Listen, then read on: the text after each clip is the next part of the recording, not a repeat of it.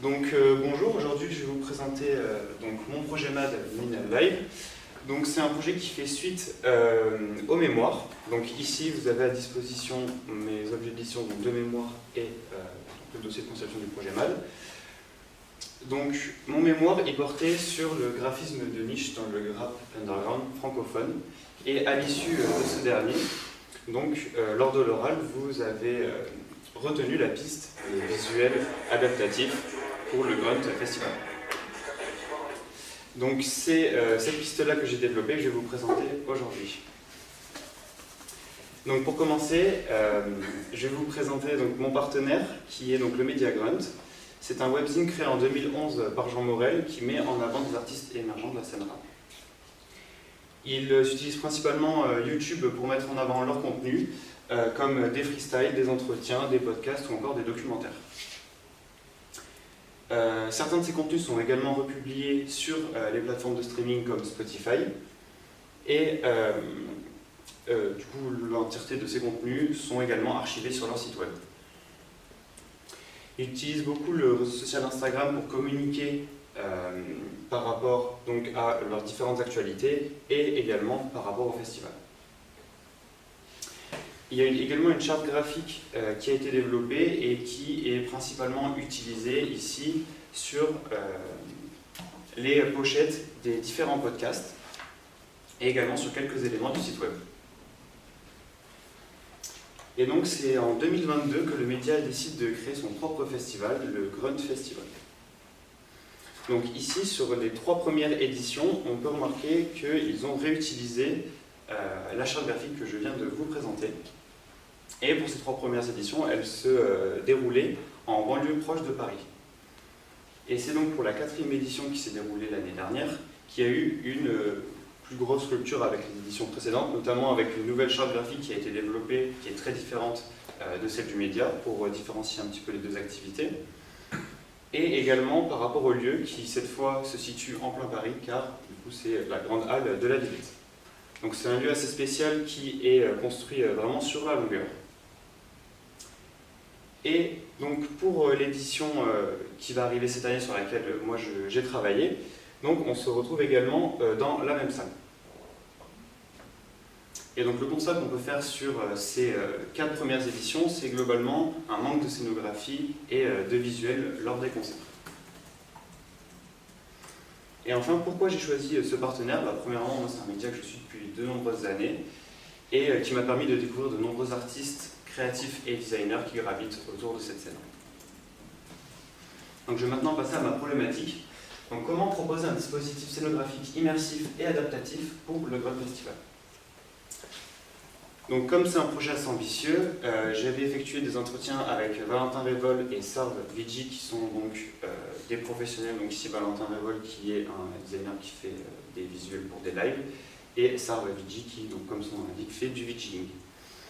Et donc les points de vigilance que j'ai retenus par rapport à ces entretiens, ça va être de faire attention, notamment à la taille de la salle, à la disposition du public, les flux de circulation, prévoir des solutions de secours aussi, et une bonne communication avec les techniciens de la salle.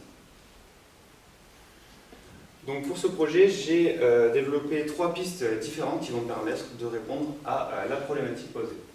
Donc la première piste qui est premier pas, donc ça va être une application collaborative où le public va pouvoir co-créer avec le designer la scénographie. Ensuite, la piste Aftergrunt, donc ici ça va être une retranscription dans un environnement en réalité virtuelle du festival.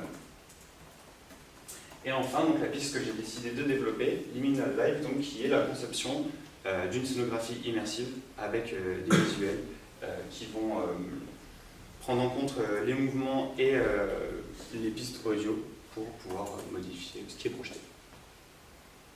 Donc maintenant, on va passer à la phase de modélisation, avec ici un extrait du cahier des charges qui est présent dans mon dossier de conception, avec les points les plus importants.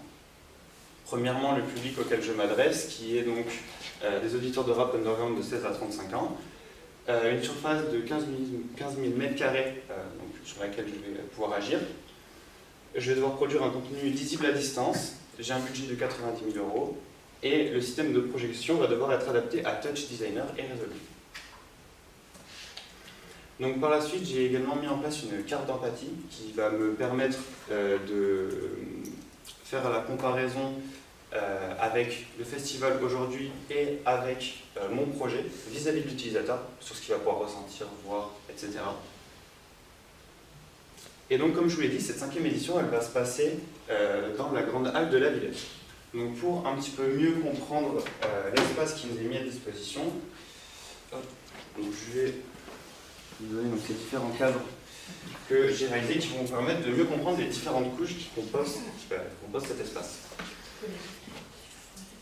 Donc, ici, sur l'espace global, on va surtout s'intéresser à la zone jeune qui correspond à la zone de concert.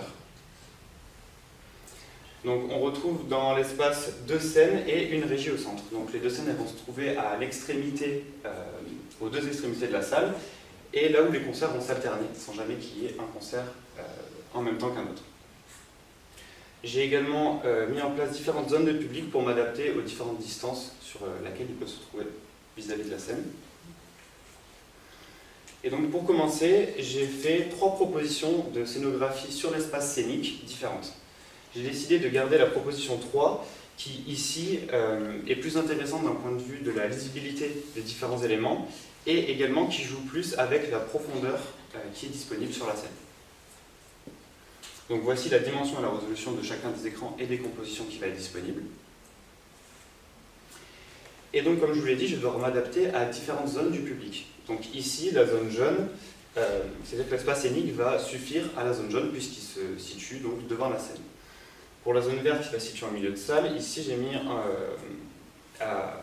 en place des LED qui vont se trouver sur les côtés donc, de la salle et qui vont permettre de créer un environnement beaucoup plus immersif, donc plus cohérent également avec ce qui est projeté à l'écran.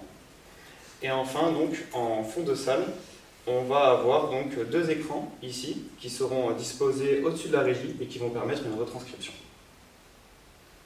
Donc pour pouvoir mieux se projeter ici, je vous ai réalisé des mock-ups. Donc là, on va voir comment le dispositif, selon ce qui est projeté, va pouvoir s'adapter donc, aux différents visuels qui vont être projetés. Donc avec les LED qui vont réagir selon les lumières de la scène ou les visuels. J'ai également mis en place différents scénarios d'usage, donc on pourra y revenir lors de la phase d'échange. Ici, ça m'a permis de définir différentes situations et voir comment je pouvais adapter ma scénographie à ces situations. Donc maintenant que l'aspect plus spatial est posé, donc on va passer à la conception plus graphique donc des visuels. Ici, pour commencer, j'ai fait une liste d'artistes qui pouvaient potentiellement être présents sur le line-up du festival pour l'édition qui arrive. J'en ai sélectionné 2 avec un son chacun, auquel j'ai défini donc, une liste de mots pour chaque son qui un peu définissent l'ambiance et les propos qui sont traités. Donc ici pour Afterlife, ça va être plus la fuite, le désespoir, les pensées parasites et la fatalité, tandis que sur Emoticon, on va plus être sur le langage codifié, la culture internet, les relations parasociales, et globalement tout ce qui tourne autour des réseaux sociaux. Donc suite à le fait que j'établis cette liste de mots, j'ai fait différents mock-ups pour chacun des morceaux. Et donc ça m'a permis ensuite de passer à une phase plus d'expérimentation, donc qui est affichée juste ici sur ma scénographie. Donc ici j'ai voulu représenter plus un environnement toxique avec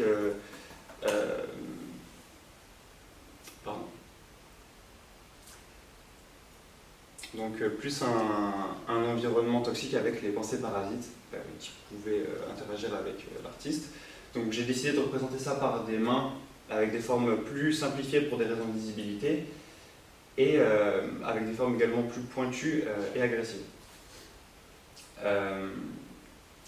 Comme c'est des propos plutôt sensibles qui sont traités, j'ai également décidé d'utiliser des textures d'acrylique et de fusain.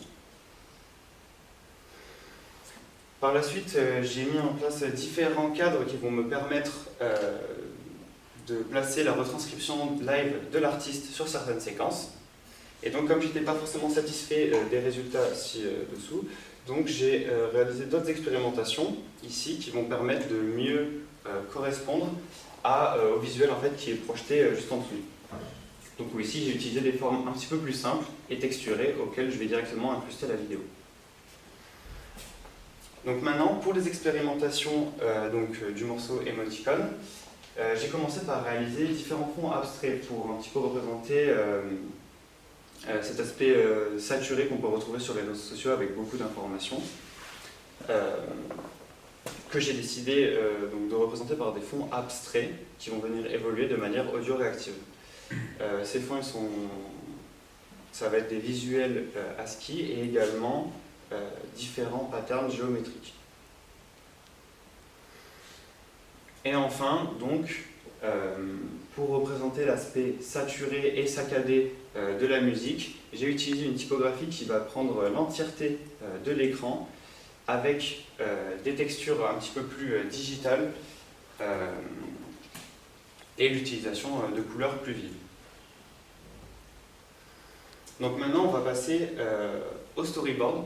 Donc je vais ici vous présenter uniquement les storyboards des vidéos des artistes. J'en ai fait d'autres, on pourra également y revenir lors de la phase de questions.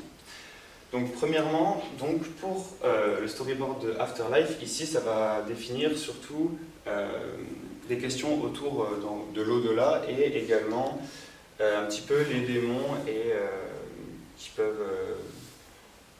les démons et l'environnement négatif auquel l'artiste fait face et qui peut l'empêcher d'avancer.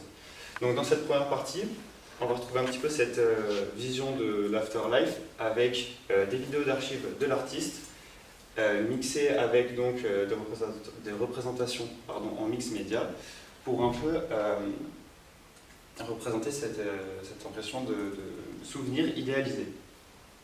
Et dans la deuxième partie, ici, on va avoir un environnement beaucoup plus sombre avec les mains que je vous ai présentées tout à l'heure et l'artiste au centre qui va un petit peu montrer comment ces différents éléments vont venir interagir.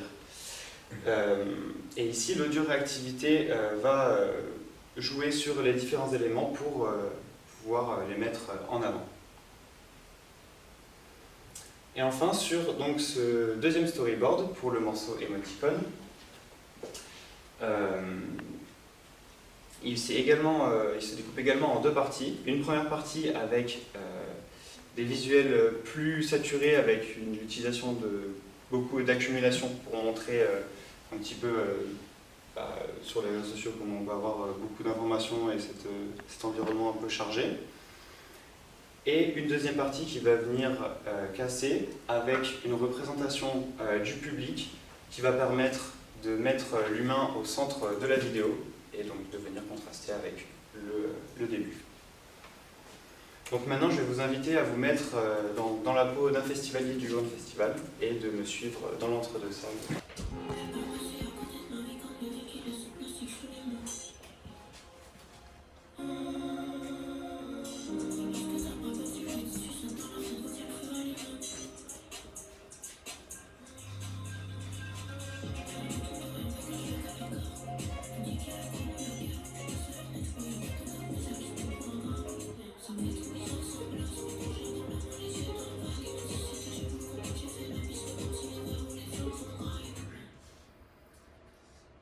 Et donc ici, il faut imaginer la transition que j'ai mise dans mes storyboards qui va s'effectuer entre chaque artiste avant de passer à la seconde vidéo.